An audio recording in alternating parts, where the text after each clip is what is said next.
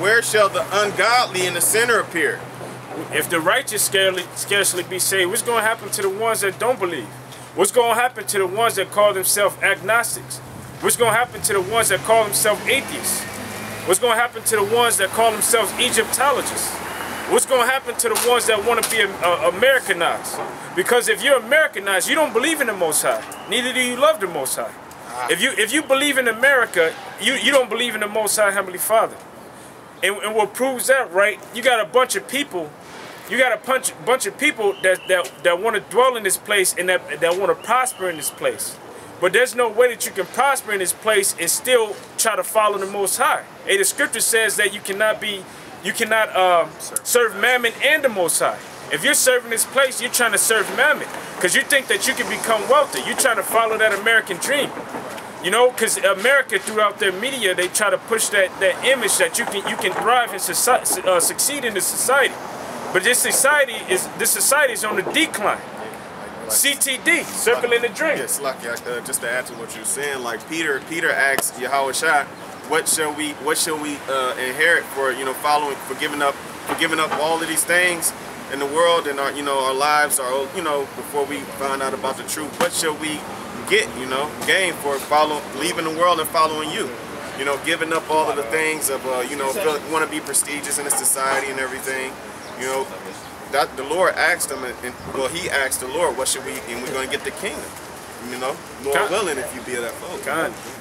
Because if, just like the guy whom the Messiah, he came to the Messiah, he said, I have sold all things. No, he didn't say I sold all things. He said I keep the laws, statutes, and commandments.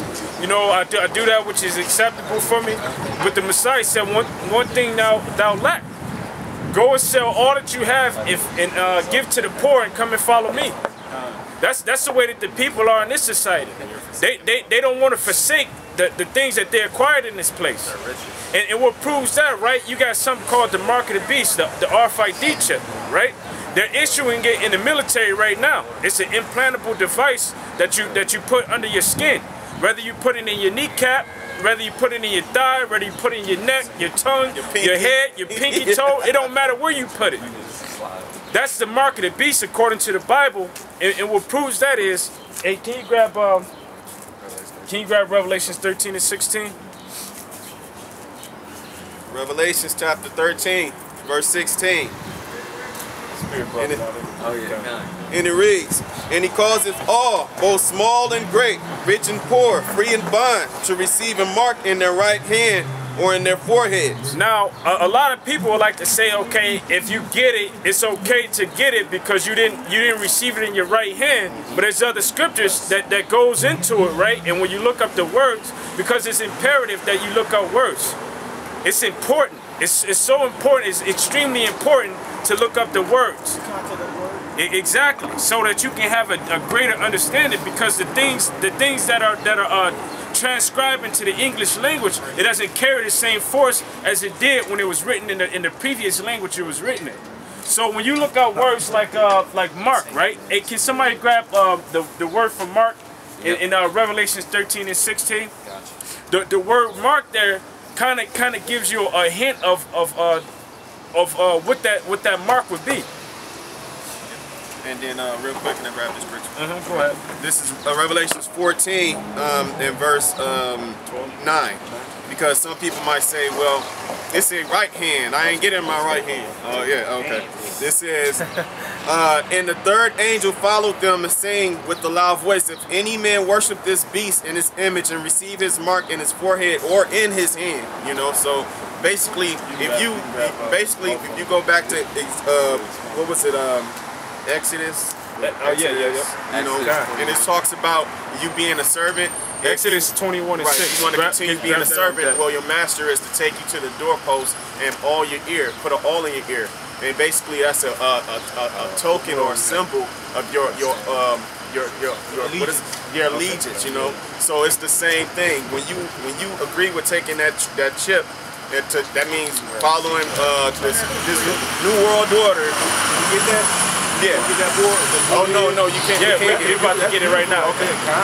but pretty much you giving all allegiance, you pledging all allegiance. Just like when they had you pledging allegiance to the flag and shit like that in class.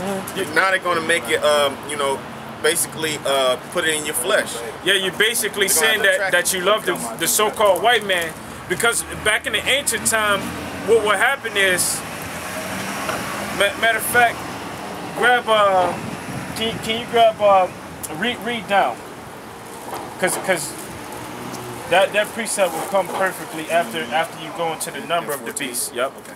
13 you mean? Okay. All right. This is Revelation 13 verse 17, and that no man might buy or sell, save he that had the mark, or the name of the beast, or the number of his image. Now it says the number of his image. You know, when people say push the mark of the beast, they like to say, oh, it's a 666. If you receive the stamp of the 666 on your hand or your forehead, the scriptures say, let those that have wisdom. Right? Because that number 666 was given to those that have wisdom to be able to decipher and break it down. Because when you look it up in the Greek, that word 666 is Chi Xi Stigma. You know, that actually means something. It's not just a number. It has a meaning to it. Can you grab stigma? Grab stigma first, and then we'll go back to Mark. And you said that was in Greek? Yeah, that's in Greek. The word stigma means something.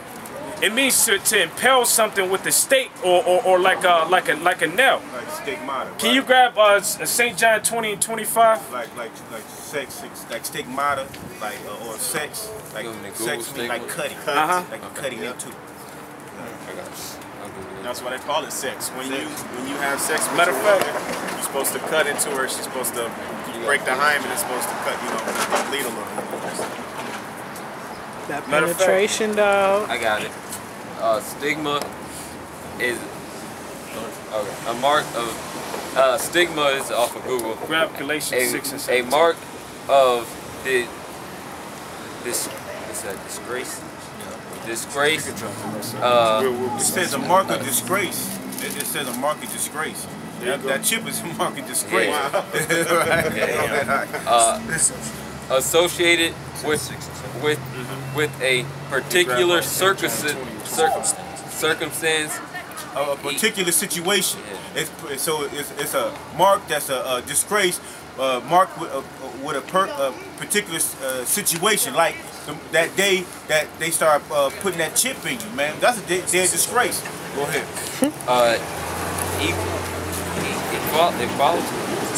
Equality or person, and synonyms is shame, disgrace, dishonor. See, it ain't nothing good to get one of those, man.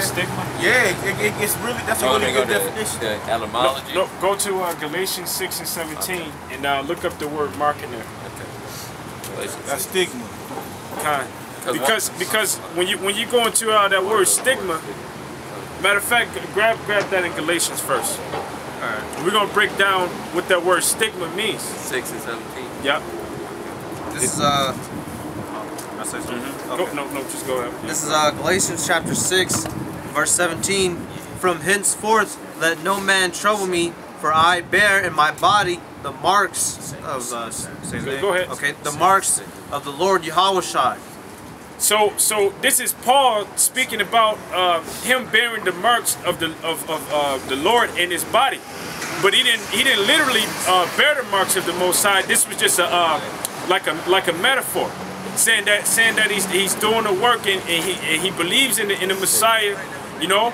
So he didn't really bear the marks of the Messiah in his body, but the Messiah actually went through something, and he actually went through something, which was the crucifixion, and from the crucifixion he had marks inside of his body. Now can you grab St. John 20 and 25? Right, this is John chapter 20, verse 25. The other disciples therefore said unto him. Excuse me, brother, slack. Y'all brothers, y'all gotta, you know, if y'all may just move to the side so people walking by can see the sign, please. Yeah, that's real important that they see that sign. This is John chapter 20, verse 25. The other disciples therefore said unto him, We have seen the Lord. But he said unto me, Except I shall see in his hands the print of the nails and put my finger into the print of the nails. Right, because those nails that they used to nail them to the cross, a lot of the scholars like to say that they're railroad spikes. You know, some big long nails, and those nails were used to impel his flesh to nail him to the tree that he was crucified on. Go ahead. And thrust my hand into his side, I will not believe. So remember what Paul said in the last scriptures. He said, "I bear the marks in my body." Right? Go to that in to that word stigma in there. Yep.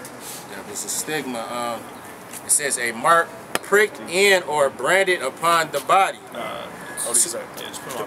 Yep, a mark. That's the word for stigma right there. A mark pricked in or branded upon the Bible.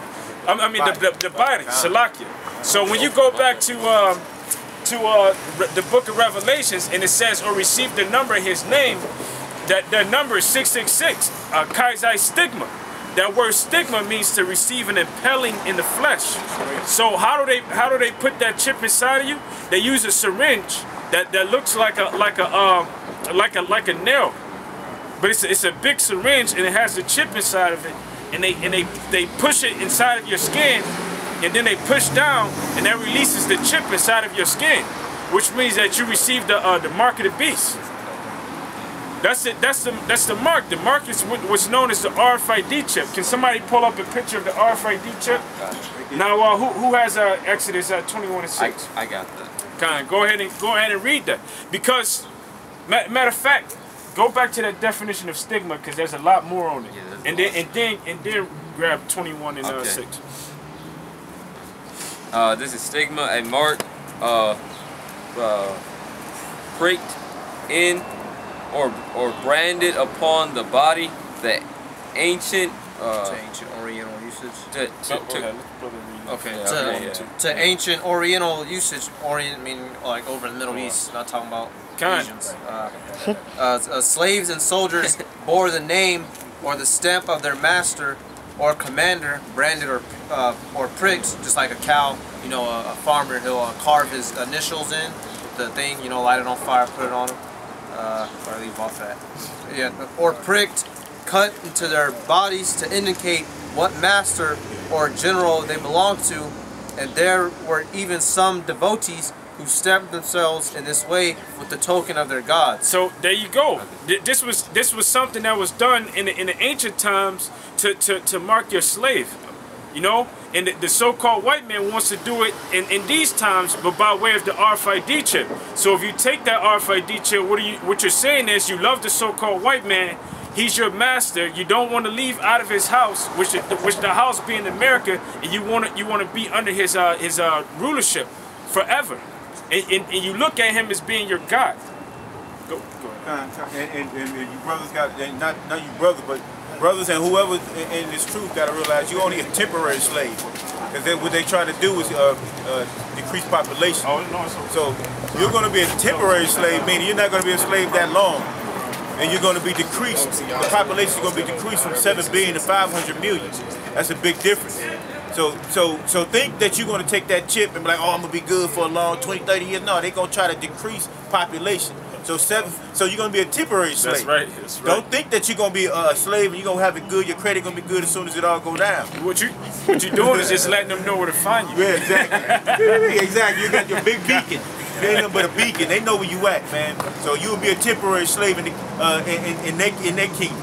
So all you with the GPS, you can put a missile or a small little missile. So now all they got to do is just set codes to where you at. They can explode the chip because the chip gonna have poison in it. It's gonna have traces of poison. Right, because you can just Google or GPS anything and everything. I mean, they have, when you Google GPS a street and you just using your GPS map, they even know where the one ways is. Yeah. You know, they know everything, man. This devil mapped this whole goddamn globe, man.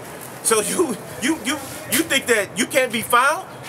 So he already mapped everything. So he know which way you went, what tree you under, what area you might be in. You know, because sometimes GPS, you'll be on the next block, and the GPS, and it tell you on the next block, but you're supposed to be on the other block, but you in that vicinity. So it's still, you're actually still in the range of them devils. Where you think they got Google Maps for? Yeah, exactly. That's why he needed it. With the Apple. Before he did Google, he had a camera on the car. Yeah. I was watching the X-22 report. The dude said that the police set they had a Google Map car, and they wasn't just they was doing the Google Map thing, but also they was getting everybody's license plate. And all everybody's information. They had spy shit in it. It's coming out that those tags that they give you, it's got like that material, like that near field or RFID technology that basically they can track. You put it on your tags on your license plate, and they can track your ass. Hey, which they put that in the back of your cell phones. It's in some